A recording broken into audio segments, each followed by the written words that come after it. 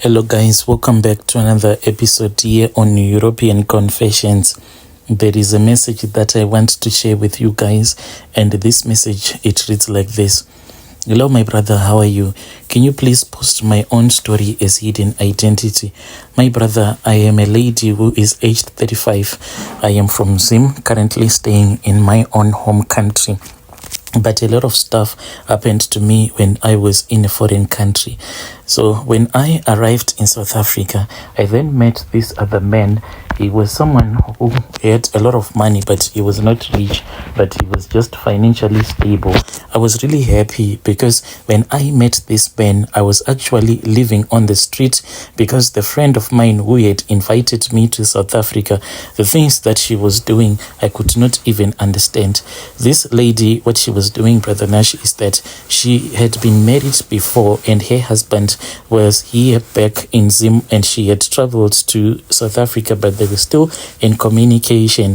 When I arrived at the place where she was staying, she then told me that her own boss, who was a Somalian guy, wanted someone who could work in the shop.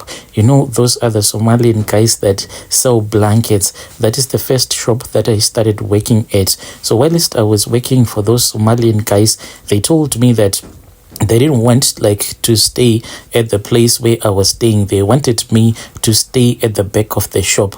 This was fine with me. But when the evening came, Brother Nash, I then said that I cannot do this because we were just staying in a single room. And these guys, they were also staying with me in that same room. So these guys, they were 4 Somalian brothers. All of them, Brother Nash, none of them ever had a wife. What they would regularly do is that they will be dating some South African ladies that they would do favors for. And each and every South African lady that they would be dating, they would tell that lady that if the lady wanted any money from them, then this lady had to sleep with them all. If you date any of the brother, then it meant that you will be sleeping with them all. And my brother, when they started forcing me to sleep with this other guy who was one of their brothers, I refused because I knew that this was what my friend was doing as well. She was sleeping with 8 brothers all at once, and I didn't want to be like that. At least if maybe it was only one of my boss, maybe it was better. But all these guys, my brother, all at once, this was something that I had never imagined me doing in my life. But a lot of ladies, it didn't matter if these ladies were from Zim or from South Africa, they were just doing these things, just coming and sleeping with those Somalian guys, and they were being given money and they were being exchanged one after the other by the brothers. So when I spoke with my friend and I told her that this was the situation that I was facing at the workplace where she had found for me, instead of her understanding my situation, she then felt threatened because at the same time she was still negotiating with her husband. So she thought that maybe I was going to tell her husband that this is what she was doing, sleeping with a lot of guys, maybe all of them 8 at once, and she was doing this so that she can be given money, and it was not even a lot of money. I don't know why she was doing it anyway. And my brother, she felt threatened by it. She then told my boss to get me arrested. So before they could do this to me, I then ran away, and I was desperate. That was when I started staying in the street. This was back in the days when they were still those phone booth whereby you could go there and just insert some coins so that you can call someone. I remember the day that I ended up meeting my boyfriend, who later became something like a husband, but he was not an official husband because he had not paid anything for me yet. This man, he came, it was late, somewhere around 8 p.m. He came and he wanted to call. So I was just there sitting by the side of this other shop where there was this other phone booth that he wanted to use. So he said that when he saw me, he was scared because he thought that maybe I was a thief, but he later found out that I was a woman.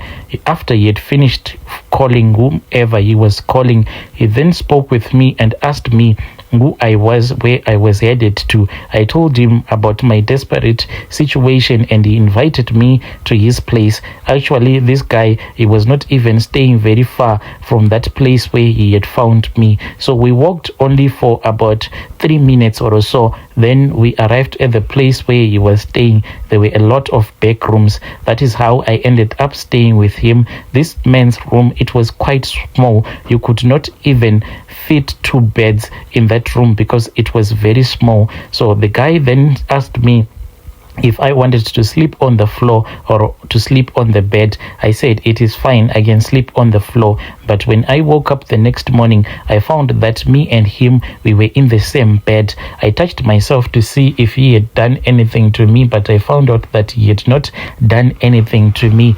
Anyway, Brother Nashi, I then just stayed whilst we had gone to work. He said that he was going to work and I could just stay, make some food to eat and wait for him until he would have returned back from work, and then we were going to make another plan. He had promised me that he was going to speak with his own boss, but when he returned back from work, Brother Nashi, this man, he then told me that he wanted me to become his wife, and since I was really desperate, I ended up staying with this guy.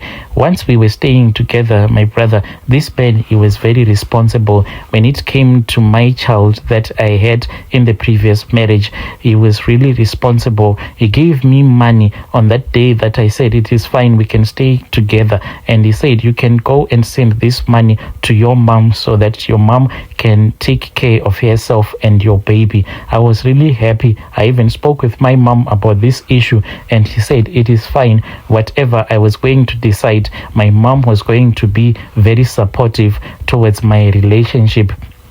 I kept on staying with this guy until finally one day he came back. He was holding, those pieces of papers whereby they market themselves and tell you that you can actually become a ritualist if you bring some money to them. I told him that all of these things, they were just fake. These people, they were just stealing people.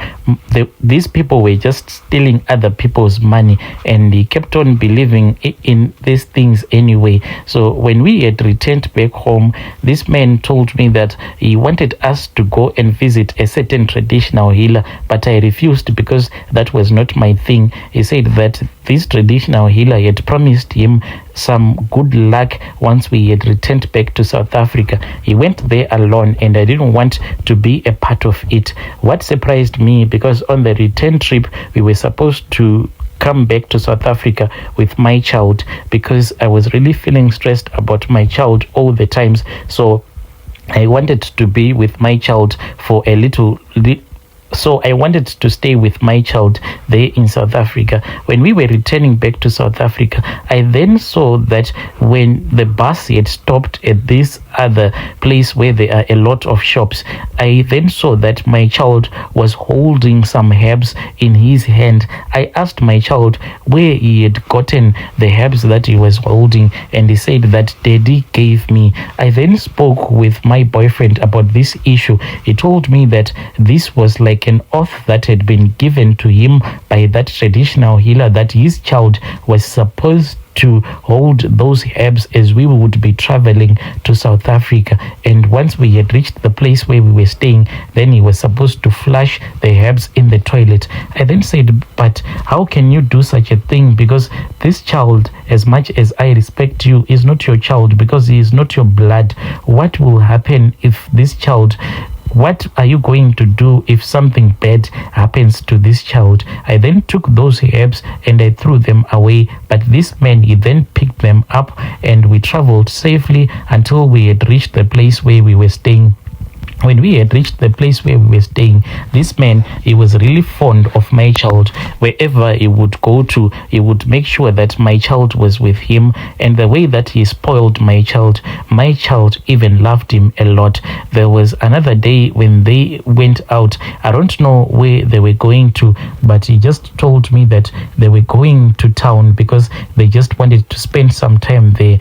They returned late at night. And I asked him why he had done such a thing. He said that whilst they were walking around, he had met this other friend of his. He was a long-time friend that he had last seen a very long time ago.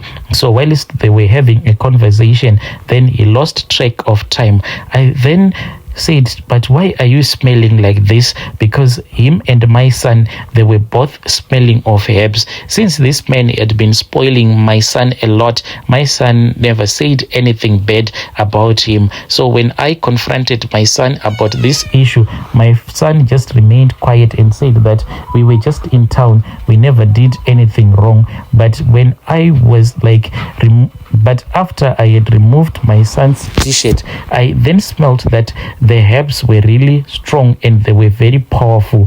And wherever they had gone to, it seemed as if someone had soaked them in a big dish that was full of herbs or whatever. But still, this man denied everything. Days went by, Brother Nashi. Then my son started getting really sick. And the way that he got sick, sometimes when he would be watching TV, he would start screaming like someone that he had seen something that was really terrifying. All of a sudden, my son then lost his ability to speak. He could not speak. He could not do anything. I then saw that even his eyesight, my son was now losing his eyesight slowly but surely. Within 2 weeks, this thing, my brother, it didn't take years, and it only took 2 weeks for it to happen. The disease that affected my son, it progressed so quickly. After my son had gone blind, this man that I was staying with, he left one day going to work and he never returned back. So I thought that maybe something bad had happened to him. I then followed him at the workplace where he was staying because I thought that maybe on his way going to work, he had been stopped by the police for his documentation. Then he had been arrested. But when I arrived at his workplace, I then heard that this boyfriend of mine, he had actually came to work that day that he had gone missing. Then the following day, it surprised everyone because my boyfriend came, and when my boyfriend came, he was driving a Toyota Hilux. You know, those old double cabs that used to be there in the past. That is the car that he was driving, but they said that it was a very beautiful car that seemed to be very brand new. So I could not understand how he had managed to buy this car overnight. That is the last that I heard of this guy. All these years I have tried searching for him, my brother, and I have never managed to find this guy.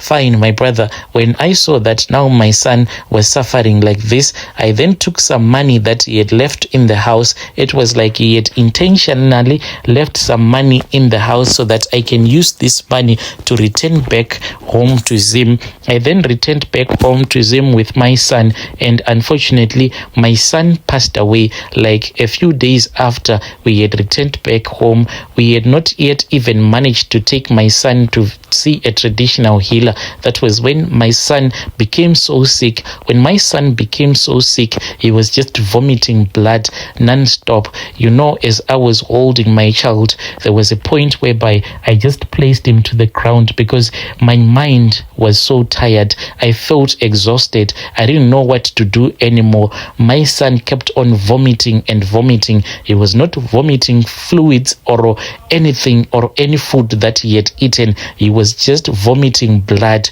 throughout the day. My son was vomiting blood. He filled up a 5-liter small bucket with the blood that he was vomiting. Then late at night, that was when my son just passed away, and I cried so much. We had the funeral, my brother, but I didn't have any strength to do anything. There was even a point whereby I felt like maybe just to kill myself was a wiser decision, but at that time my relatives then locked me up in a room, and they were always making sure that there was nothing in that room that I could use so as to commit suicide until I had came to terms with everything that had happened. But in that moment, after my son had passed away, everyone started blaming my ex-husband for my son's death because we had once had a very big disagreement about the issue that he wanted to stay with my son, and I was saying like, no, you cannot do this because I am still alive. So my relatives, when I heard them blaming my ex-husband, I could not tell them everything that had happened whilst I was in South Africa, because to me, my brother, in that moment I had no energy at all. So I left them whilst they were arguing and blaming my ex-husband. Even up until today, my relatives, they still blame my ex-husband for the death of my son. But I suspect that the guy that I once stayed with in South Africa, he was the one who caused the death of my son. I think that he used my son for some kind of rituals, because how can someone just have money to buy a car overnight? I am talking about a man who used to work in a shop, you know, those shops whereby they sell food in bulk. He used to work there. They would be offloading the chips, they would be offloading like the foodstuffs. They would be offloading the foodstuffs from the trucks that used to come and deliver at that wholesale that he was working at. He was not even earning a lot of money for him to buy a car overnight, and he didn't even have like a bank account whereby we can say that he used to keep his money in a bank account. This man that I once stayed with as his wife, what bothers me is that I can't even remember his name. No matter how hard I try, it's like the memory of his name was wiped off from my brain. I can't remember his name. Even when I try to search, I have tried searching several names that I think that was his name, but all of those searches, they have brought negative results. It bothers me a lot. Like, I know this guy, I stayed with him, but even if you were to ask me right now, what is his name, so that you can publish his name on your platform, maybe there is someone who could help me, but I can't remember his name. I don't know what he did to me, but it seems as if this man, he never existed in my life, yet he came into my life and destroyed everything that I valued a lot.